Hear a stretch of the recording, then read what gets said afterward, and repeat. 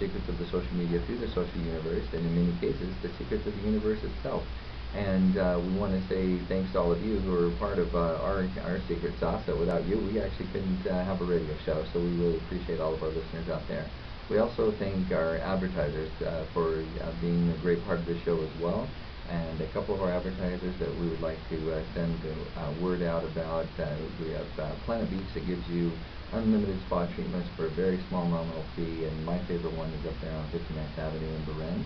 And Glendale. So those of you who are Phoenicians and know that Glendale is the neighbor, then head up there, and it's a wonderful time during Christmas to get their memberships as a gift for yourself or for your significant other. And honestly, it's a great gift for, if you're a man, it's also actually pretty good. Don't think you're too manly for Planet Beach. It's actually a lot of fun. Even though today we're going to be talking about cancer, and I'm not, there's going to be some things probably talked about tanning beds. So, but at a minimum, go in there, be judicious about your use of the tanning bed. But also there's all kinds of other things available for you as well. So, excuse me, I choked on that as well. Okay, I wanted to introduce Dr. Dickens on the show. He is joining us from the Dayspring Cancer Clinic, and he's going to introduce himself since I'm a little bit ignorant about today. Yeah, thanks for having me on. By the way, tanning beds, within a judicious motive, and that's going to be a beneficial aspect to one's life.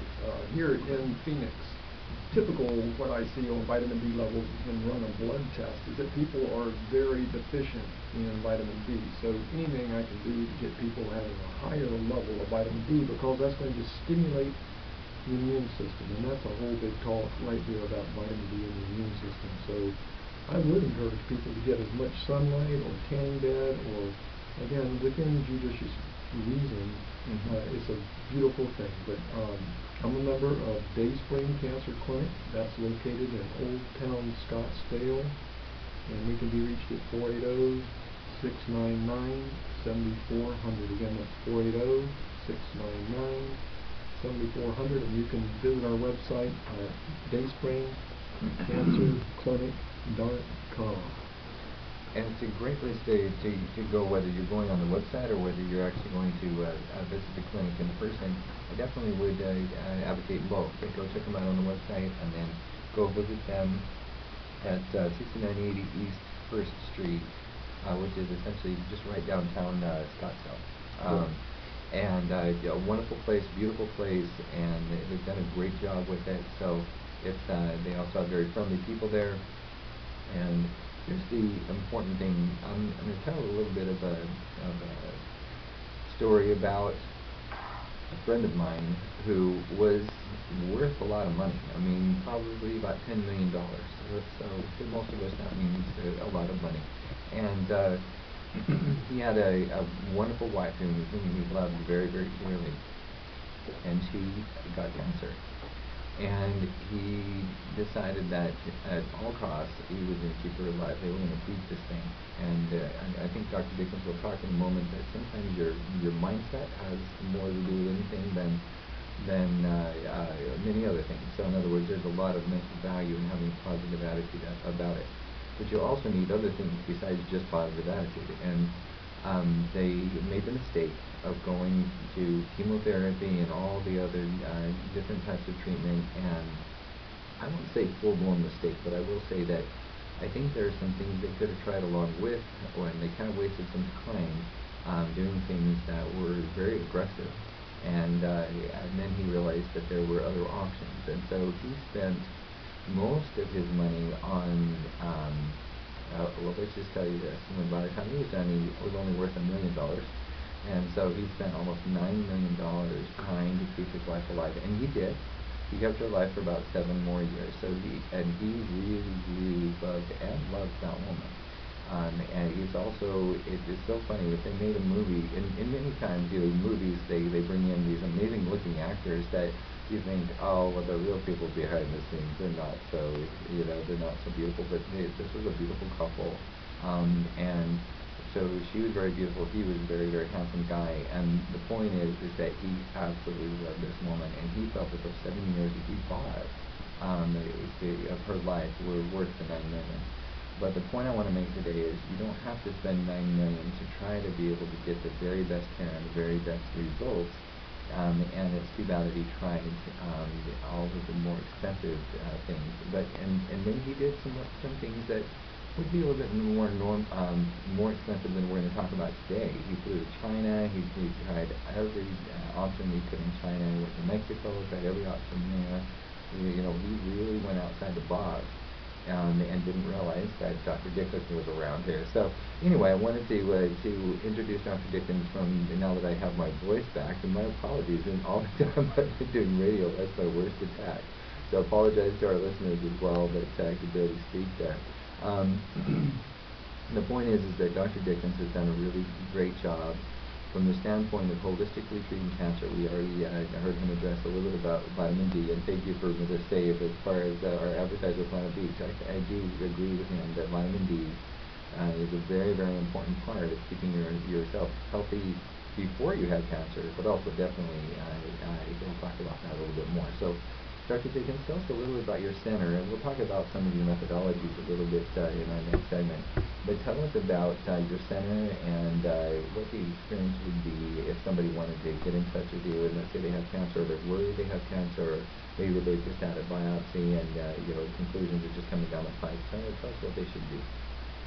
Well, certainly I would exhort them to seek out options.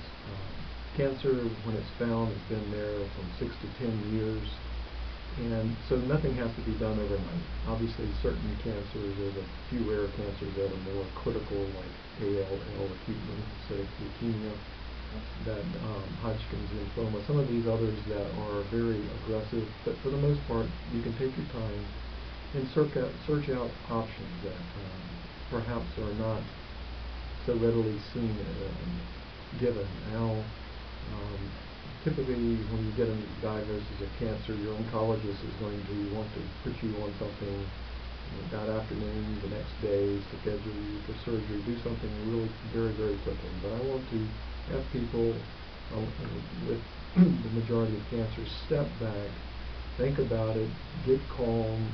You don't have to do anything in a hurry. It's been there for 6 to 10 years, so you've got some time there. Yes, you have to make choices, but it's better to do the right choice than to do something that's quick and something that you would not want to do. Just like you said about the man, he did some things that he didn't want to do. So just taking that deep breath and exploring your options it sounds simple. It's extremely hard to do when people are in the crunch.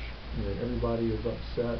The oncologist is telling them they need to do this yesterday. But again, just taking that deep breath, listening, asking questions, finding out some other things that can be done is often will be more satisfying in the long term. So what we do, we have a 3,200 square foot building in Old Town Scottsdale. Everybody that comes in loves it. It's called a territorial. We have beehive fireplaces. It's stucco and vigas, a lot of wood on the interior, unfinished wood, very rustic, sort of a New Mexico style, what they call here locally a territorial. And so it's a very warm and inviting place. We've assembled a wonderful team. We have a couple of nutritionists, various other people that come on. We have a medical doctor that works with us that is very old, very wise man. Oh, I'm going to get myself in trouble calling him very old. He's a retired cardiovascular surgeon, so he's been around, he's seen it. He's very wise. He has that grandfatherly approach, and people are very trusting to him because of that experience level. So I think that what we were able to do is, just from the center itself, is give somebody a center, a restful location where they can, as they go through the therapies, be peaceful and, I think that's what you just said, is you've got to have that that quietness to be able to heal on the inside. Well, there's a lot of different things that we do. We are very much into IVs. So there's a number of IVs that we do a day, and depending on the person and their cancer, what they need, they might get 2 to 4 IVs a day.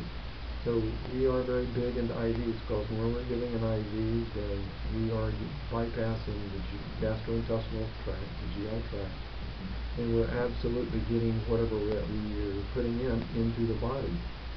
We put in something called a PICC line, so there's no needles being stuck. It's very pain-free. I don't want people thinking, oh my God, 4 IVs a day, I can't handle the needles.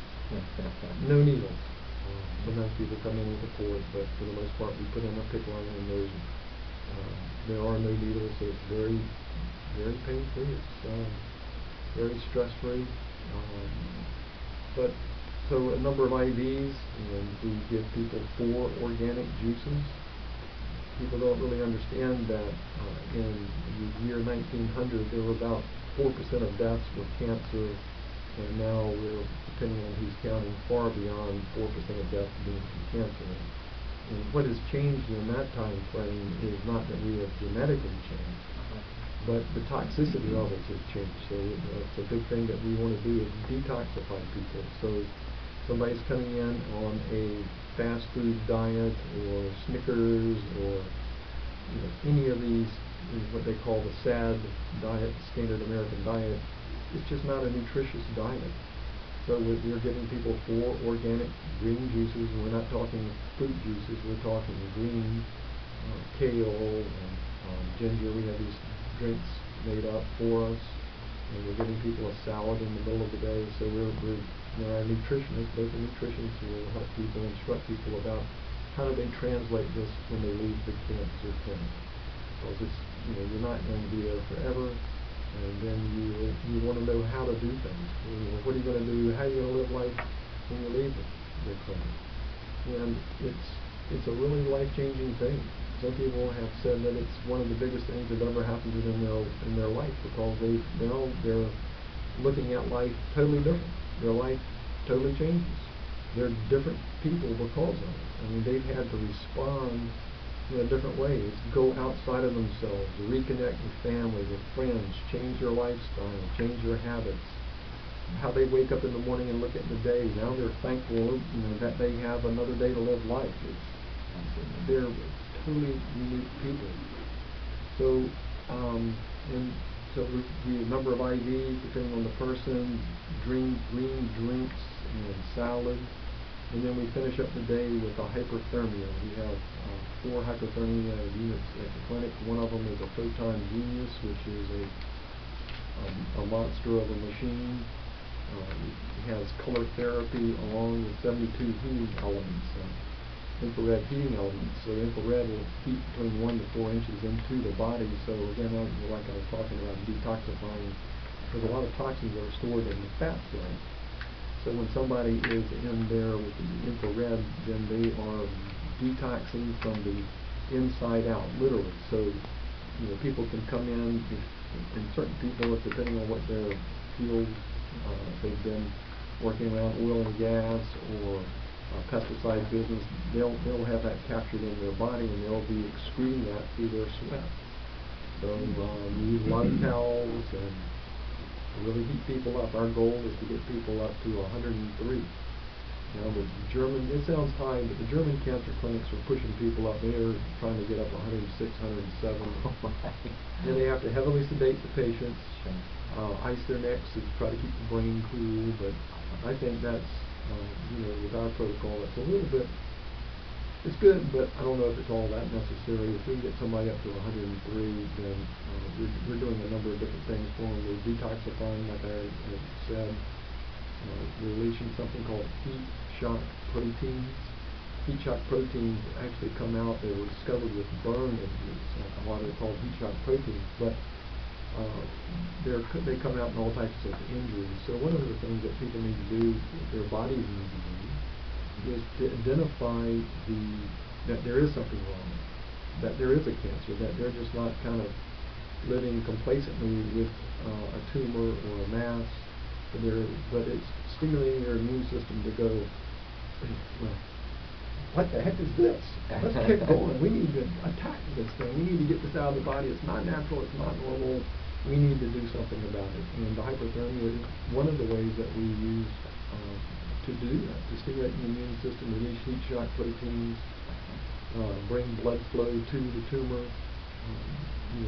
That's following the vitamin C IV, so it's actually not getting too medical or technical, but it's kind of like angiogenesis on steroids. In other words, we're not just bringing blood flow, but we're bringing a vitamin C, which is toxic to the tumor, to that tumor. So it is not what the tumor wants.